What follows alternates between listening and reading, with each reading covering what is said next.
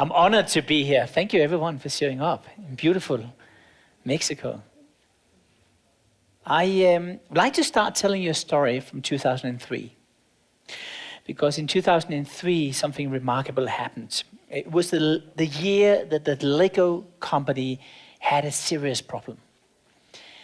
Back then, you know Lego, right? Back then, Lego, of course, was well known by everyone, but sales was going down.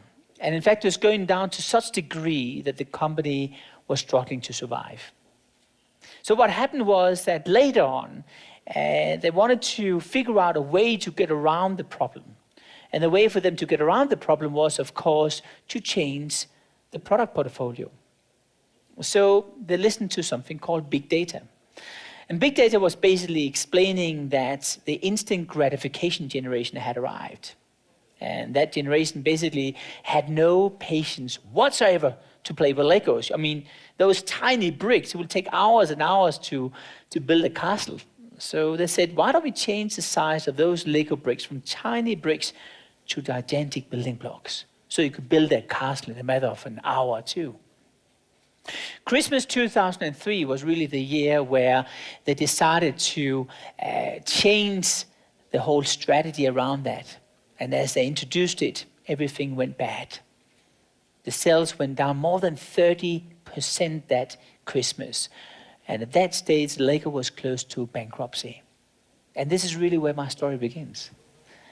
Because a small outbreaker team at Lego decided to break the rules and start to move in with consumers across Europe.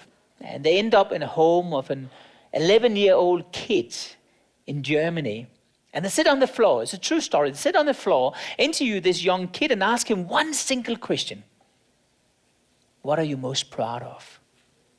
And the kid pauses for a second and he points to a shelf where there's an old, worn down sneaker standing. And Lego's completely confused. Why would he point to an old sneaker, not a Sony PlayStation or Nintendo or something like this? No, an old, worn down, smelly sneaker is what he points out. And he takes them down, and of course they're saying, why? And the kid pauses for a second, and then he says, because this is my evidence that I'm the best skater in town. What? You see, when you're a good skater, I'm not sure if you know about this, you slide down a skateboard and it creates a certain wear and tear on the side of that sole of the sneaker. And exactly that angle was indicating that he was number one in his city.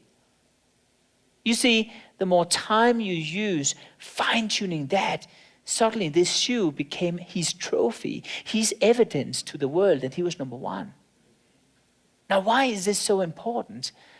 Well, because Lego realized that very second that they were watching the suggestion to what should make Lego turn around. You see, if the kid is prepared to spend hundreds of hours, if not thousands of hours, of fine-tuning the angle of a shoe, the whole theory about the instant gratification generation is wrong. I mean, why would the kid spend so much time? Well, the answer is very simple. Because the kid was suddenly in the driver's seat. So out of this, Lego changed the strategy. They changed the size of those gigantic building blocks back to tiny, small bricks. They added even more of those to the sets. They also introduced the Lego movie, created alliances with all sorts of different brands. Yeah, the Lego movie, in fact, became the second highest grossing movie of all time last year. And today, Lego is number one. And this story began with an old, worn-down sneaker. This is the very concept of small data. The seemingly insignificant observations we make in consumers' lives, which at first seems ridiculous. But if you really peel that onion, you'll start to realize that in fact there's a little secret hidden underneath. And sometimes we become blind for that. The best case in point is when Google, just a couple of years ago, discovered that they were able to predict a flu outbreak 5 or 6 days before it would happen. Just based on what we type into the search algorithms of Google, right? Well, what was interesting about it was that they were right. It was shocking. It was fascinating for the medical community in the United States because they could warn or be warned a couple of days before about this flu outbreak and be prepared. It was just until recently something remarkable happened.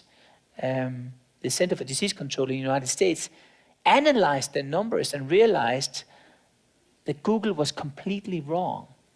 In fact, what people were doing is they typed in flu, and then the neighbor would say, oh, you have a flu, and they will type in flu as well. And the kids will say, that's interesting, I want to understand flu.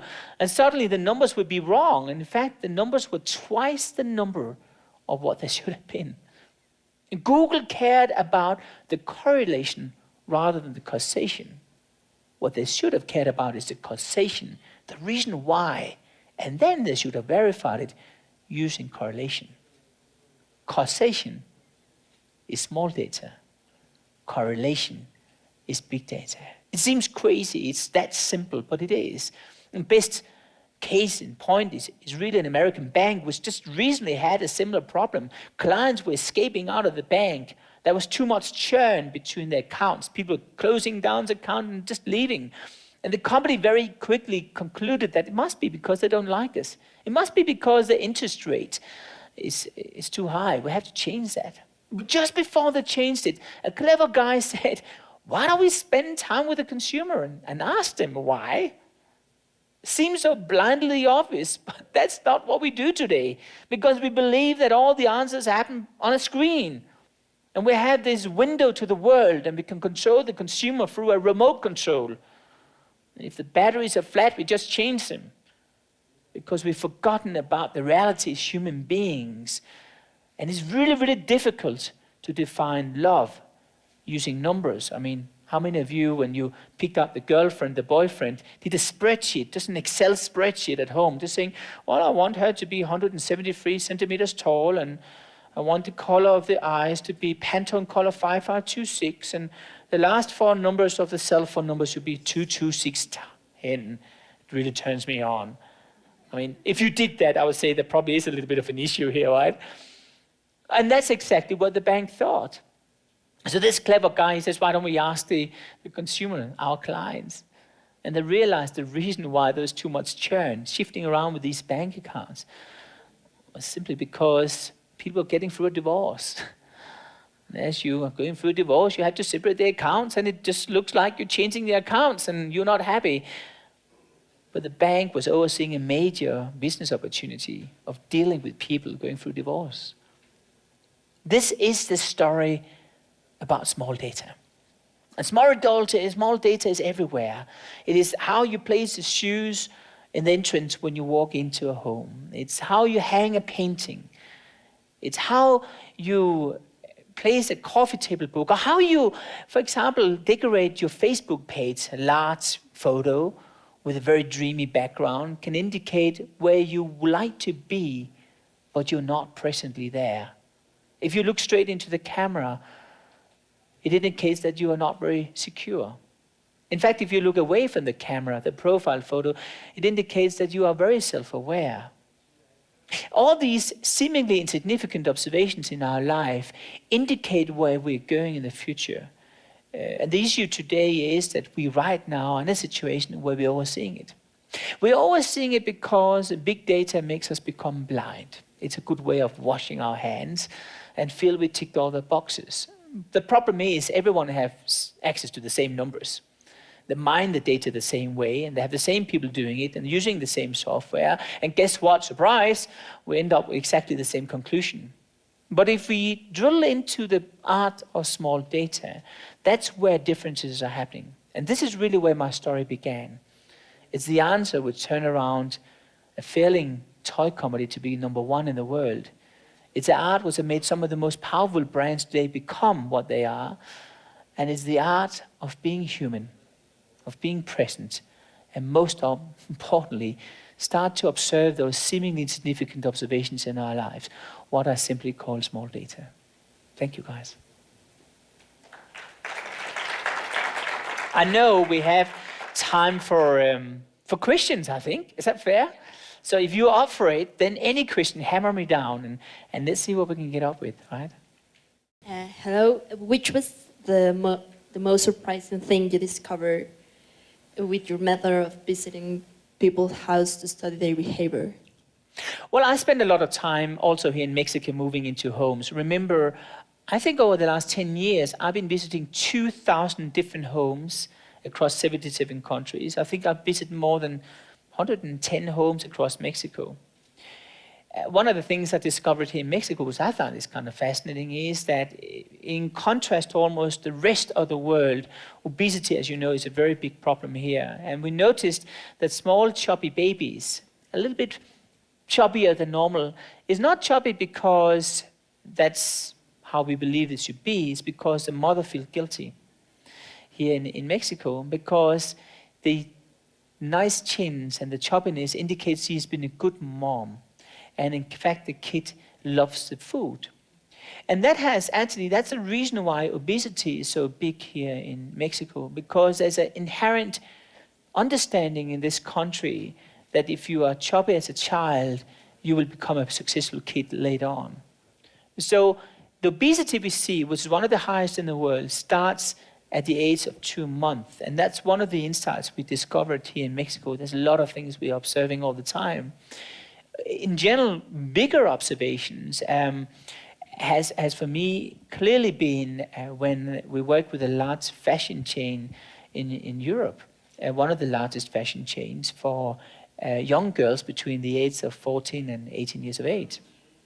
Now, this fashion chain was struggling a lot, and we had to find out what is the issue with it.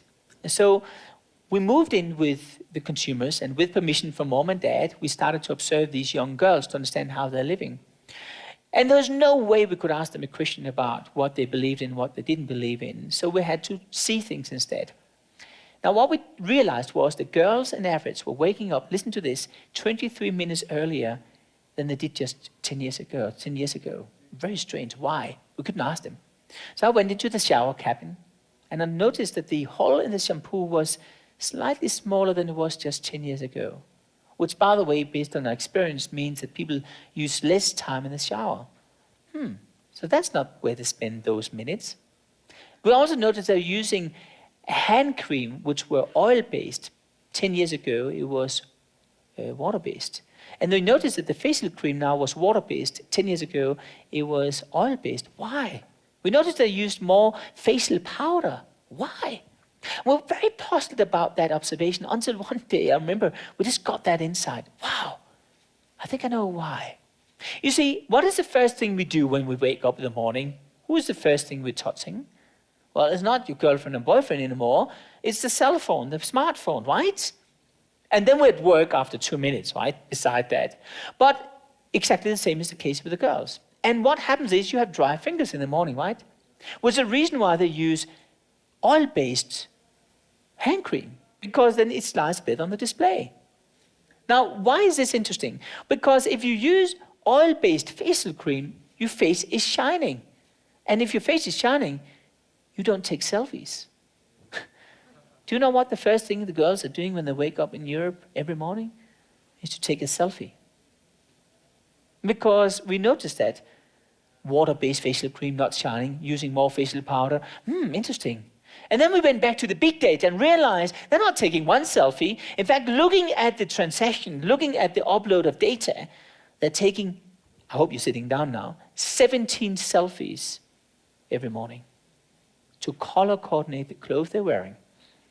And that became the insight for us to turn around a fashion chain in Europe, because we realized if you take that many selfies, you very quickly run out of clothing options, because you have to show all this and coordinate all these clothes with your best girlfriends. And therefore, we had to introduce 2 more seasons. So today, this fashion chain have 6 seasons. And yes, they're doing very well. And that insight began with a facial cream, a hand cream, and some facial powder. Good. Other questions? You have a question? Nice. I'll come down to you. Do you have a microphone here? I feel that it's very difficult to make all of this correlation, and maybe we are using big data because it's more easy to handle. how you choose what you are going to observe and use small data in it? Excellent and very well considered question. Thank you for that. The trick is to find imbalances in people's lives. I'll tell you a very embarrassing story. I have a Rolex watch. And it's not just a Rolex watch, it's a gold Rolex watch. I know what you're thinking. Don't think now. I know what you're thinking. Now, why do I tell you about that? Because when I bought it back many years ago, I bought it, I thought, because I read all those ads. And in the ads, it was saying that it can survive 2,000 meters under the sea. And I swim 2,000 meters under the sea every morning. That's a standard thing of me. And I meet other business people swimming down there with their watches as well, right?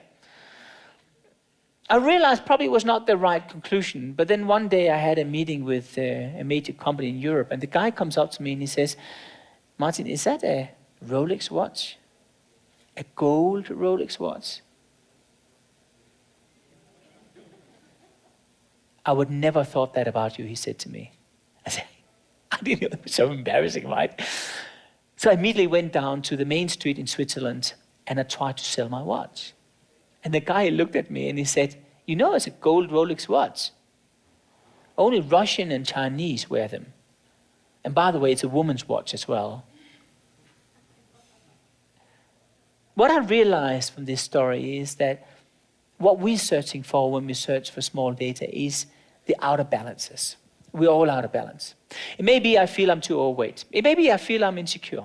It may be I feel that I don't have enough friends. Or I feel that I'm in danger.